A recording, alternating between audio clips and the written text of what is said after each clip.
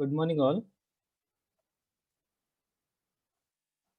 Yesterday we have seen this part for drawing up a bar plot. We have seen different data sets which are inbuilt in RStudio.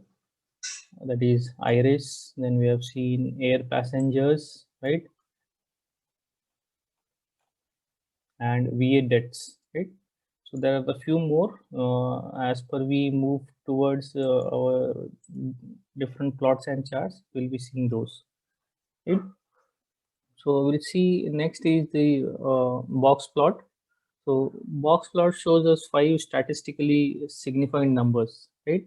So those are divided into different areas. So not just at a chart, at a time series, not at a histogram, but what box plot itself defines you 5 different statistics, right? I'll show you. So you, as a theory part, you must remember this. I'll write down here. I'll continue the same point. So it's regarding box plot. So I'll note down the points which are related to box point. The first is the minimum. It will show you. Then it will be giving you the 25th percentile, or you can call it as the first quartile, right? Then the median, and it will be giving you the 75th percentile. And lastly, the maximum of your entire data set. So these are the 5 statistics, you can say, as numbers which are being given by the box plot. So as soon as you draw a summary of your entire data set, you will be getting these values of your entire data set, and you can easily visualize it, right? So you may find this as in part of the box plot. So this is very useful for visualization and spreading of the data, right? And you can see how it can be written as we have used bar plot. Similarly, we'll be using as box plot, and we'll use same iris data set.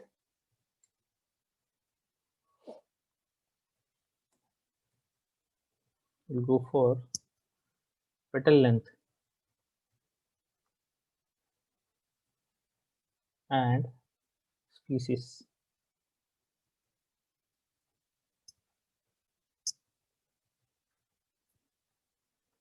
We'll give a title to it.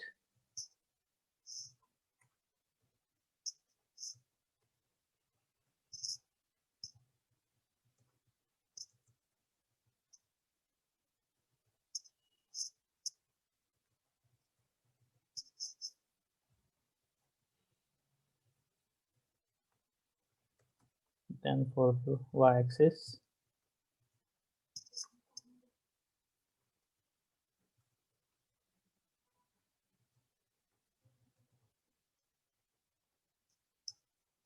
we'll put up some color.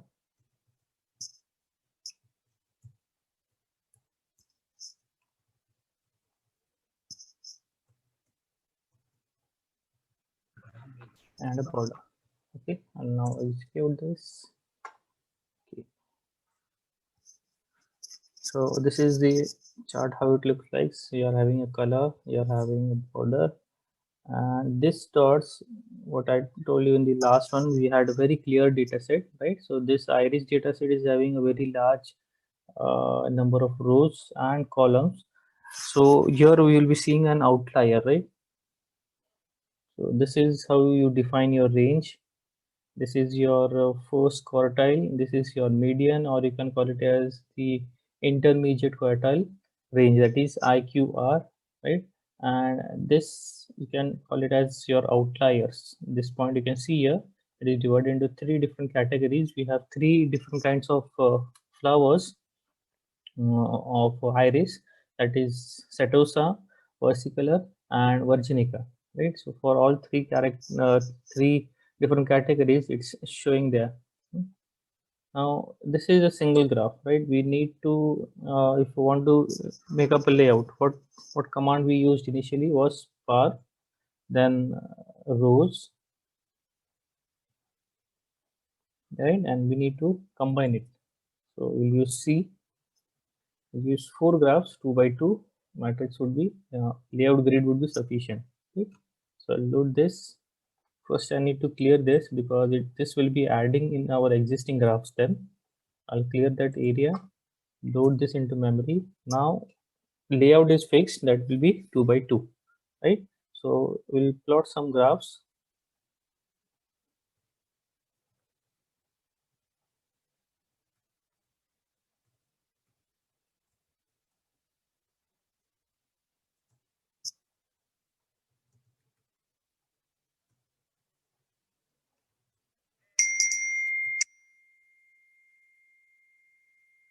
This is our first one.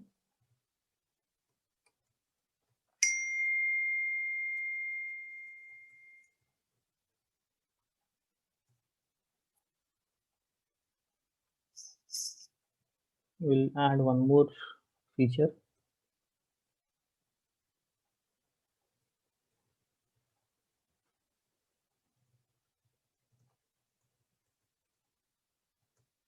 This is our second one. With respect to sepal length and spaces, then we'll have sepal length as heat colors, right? So we'll change. I'll copy this. This will remain same. Just we are going to change the color palette. So this is same.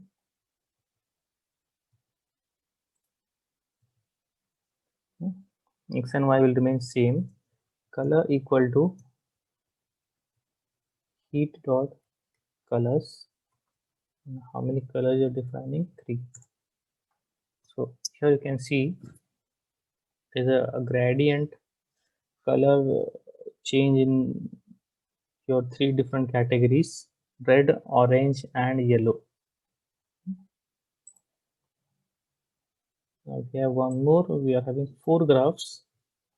I'll show you. Other than heat, you can use topo also here.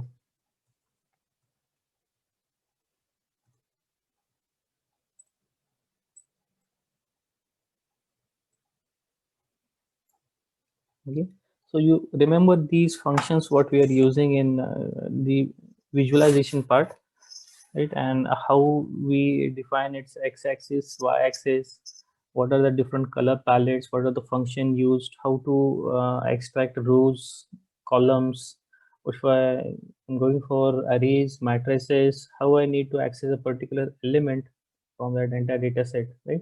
So you need to be hands-on little bit. That's why I'm providing you built-in data sets, and you go through these, you try different variations, right? Not only what I am giving in these lectures, but apart from these, if you search any of these functions in your help directory also, you may find many of these. So this is how you can again draw your box plots into a grid. Last time we have seen, I think, 2 by 3 grid, right? We'll move on to scatter plot. Scatter plots are used for simple data inspection, right? They are represented by points. If you could see in line chart, we have seen just to plot only points, only lines, and with points and lines, right? So if I remove lines from line chart and represent it only in terms of points, that could relate scatter plot, right? But that will not be the actual function, because in both types, in uh, line chart as well as in scatter plot, we use the same function plot, right? Whereas in, you can see in bar chart we have used function name as bar chart, in box plot we have used as box plot, right? So those parameters will be changing. But for plotting, if you go for scatter plot, the function will remain same as plot. If you go for line chart, the function will remain the same, right? So just a part of inspection, how the way you look at your chart and try to predict something or to make a decision from that visualization depends. So we'll take a plot and we'll store some value in X as same data set as petal length.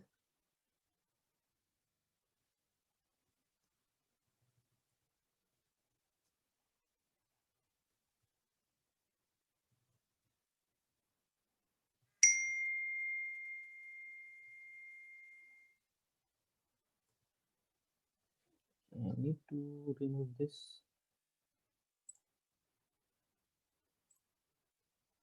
Again load this.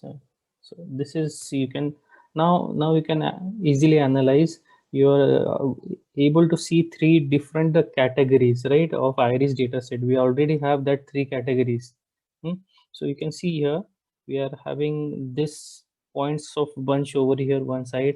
In the center we are having some points in the bunch, and in the uh, right top corner also, right? So this how we can represent a scatter plot, or you can make it categorical data by using three different categories, right? So we have divided here it by petal length, right? Now what we'll do is we'll add some features that will be using multivariate scatter plot. This was simple scatter plot. We'll take now x and y. So x will be remaining same, iris petal length.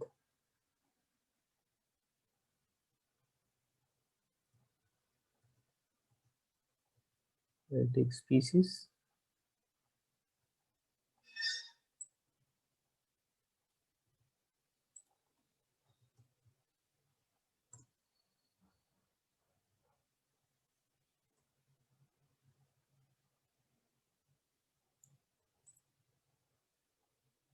Data set name. Okay.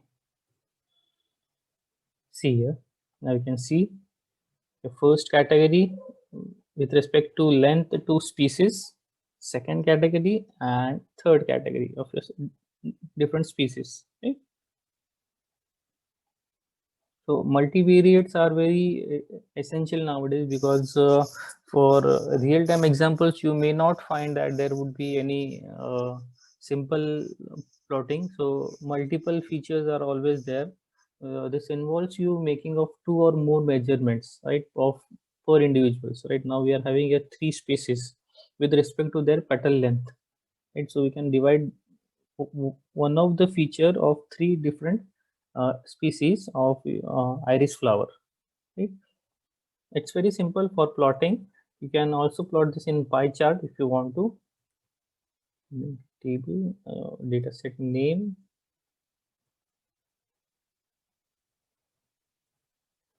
and species, right? It's that simple. All right, so you just need to have your data set ready. You must be aware of what categories and rows and columns how many are there, and you need to know the functions only, right? So in this way we can directly go for any of these. For color palette, right, we have used topo and heat over there. We can also use color for brewer, our color brewer package also for uh, this iris. I'll use one of these. Provide the dataset name. Iris 3 is an advancement of iris. You can use both of these, there's no problem. So basically we go for iris dataset because it has an average number of rows and columns, and it is very easy to understand. Rather than going for complex data sets, we'll first move on to iris. You can also move on to iris 3.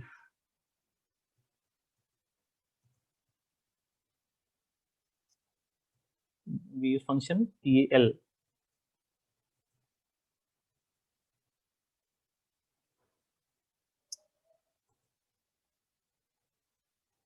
Yeah, brewer has to be loaded first. Our color brewer.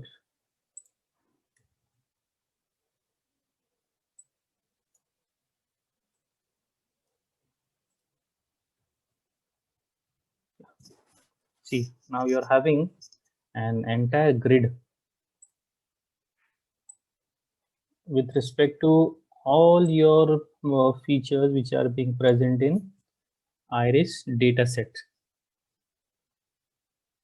And this is how the graph will look like. We have provided it with three colors because we are having three different categories of that iris flower.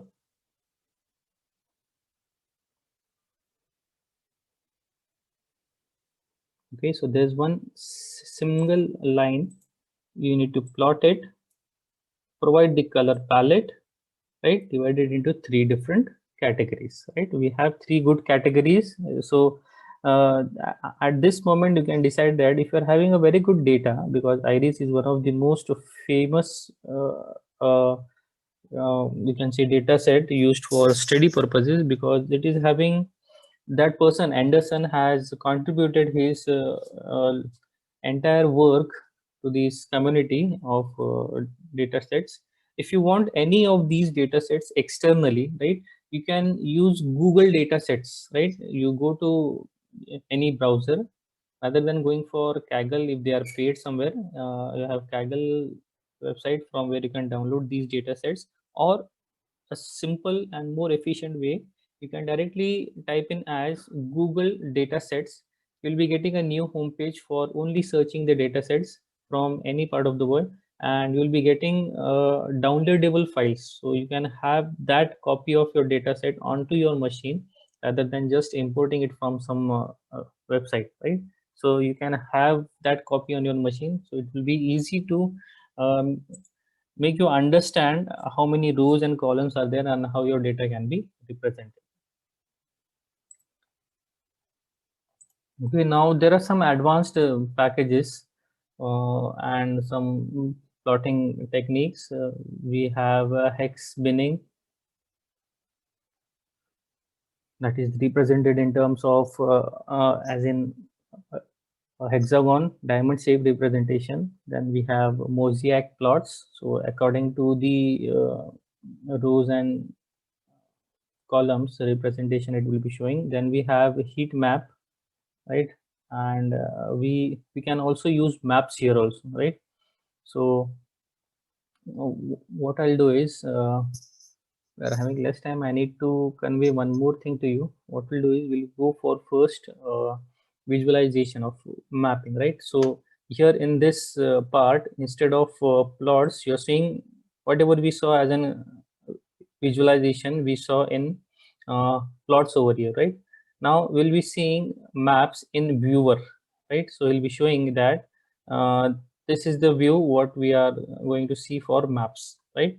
So I'll write here, I'll make a comment so you can understand.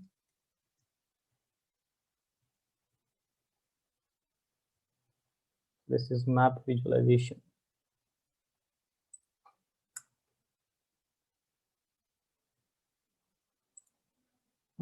See, this is the latest thing in R for data visualization through JavaScript, right? Till now, what features we have used only for R. This is being supported by JavaScript because there will be some real-time entities which will be using, might be from a browser. So you need a JavaScript libraries. Uh, to support this kind of map visualization, we need one open source JavaScript library, which is mostly used for interactive maps.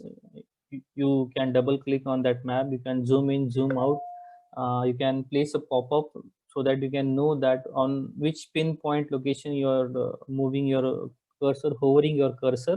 So that will be giving you either the longitude, latitude, or some location name if anyone has provided, right? So that package name is leaflet, right? This entire package is also available on the GitHub if you want to see over there. I'll write it down in the notepad. Map visualization, right? So this is the point which we're going to study. I'll write down the path, the tools. This is how we can do it. So for our studio, so this is the path how you can install it in your RStudio. Now we'll start with this the library and packages. See, remember, always you need to know functions, libraries, and which packages are being associated with that plot or chart.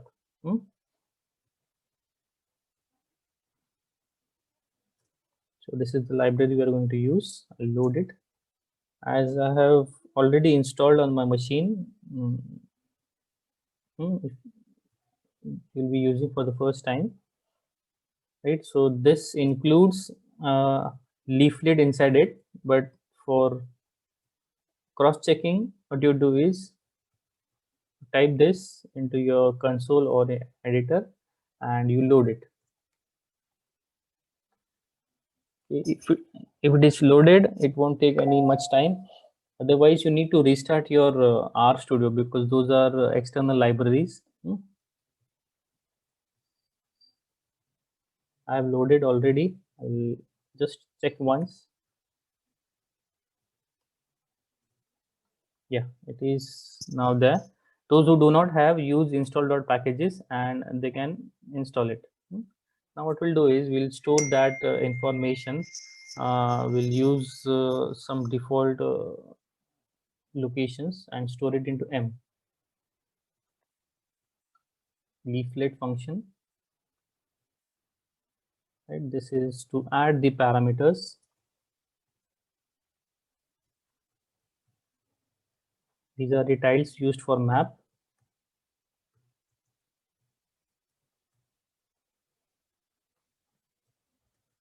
We'll add some markers on the map.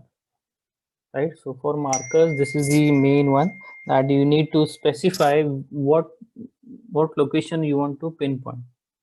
So this is the longitude.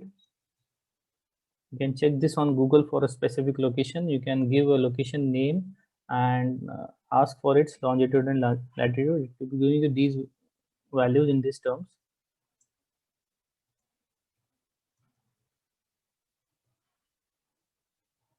If you're in your homes, you can check out this using your own location. First, get these attributes, right? So we're giving a message as pop-up.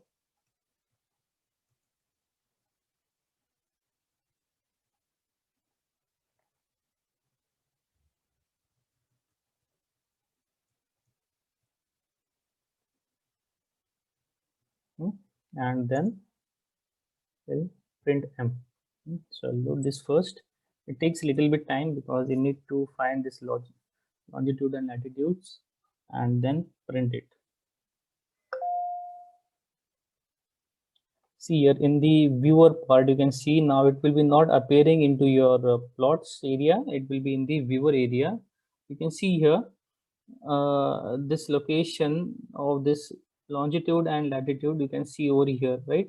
So I've given a small pinpoint of Delhi's Chandni Chowk, which is very much famous, right? And I have given a pop-up. So as soon as I click on this location, I get that message, right? So if on maps, if someone have pinpointed this location or you have set the location with your name, it's something like this, or might be an institute or a shopping mall, anything, right? So you can give a name as an pop-up using the function, right? So we'll use some other.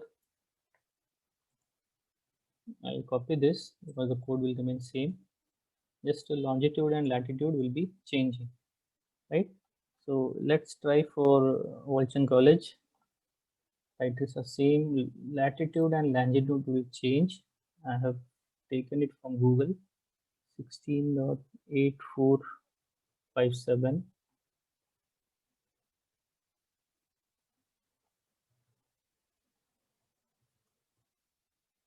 I'll change the message.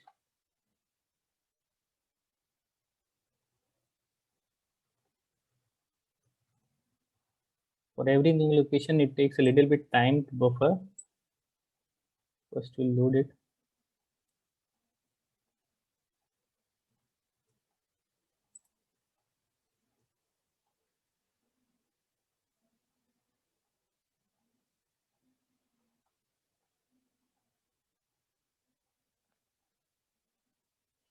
You can see this symbol here. It is still searching for that marker on this map. On this viewer on the bottom side, I cannot zoom this because this is an overlay. You can see here your library name leaflet is here. Now it is loading. Probably might be due to some average bandwidth issues, right? So this is our location. So we have got exact point, longitude and latitude, right? So I if I click on this, yeah, it is working, but it will take some time to shift from that pinpoint location to this and to load the current area of where we are pinpointing our location, right? So it will take some time. If you have a good internet connection, it will be seen within no time, right? But this pinpoint location will be showing you Walchand College of Engineering, Sangli, and you can put up a pop-up over here, right? Same, just you need to locate uh, the locations, and then you are very easily able to find out.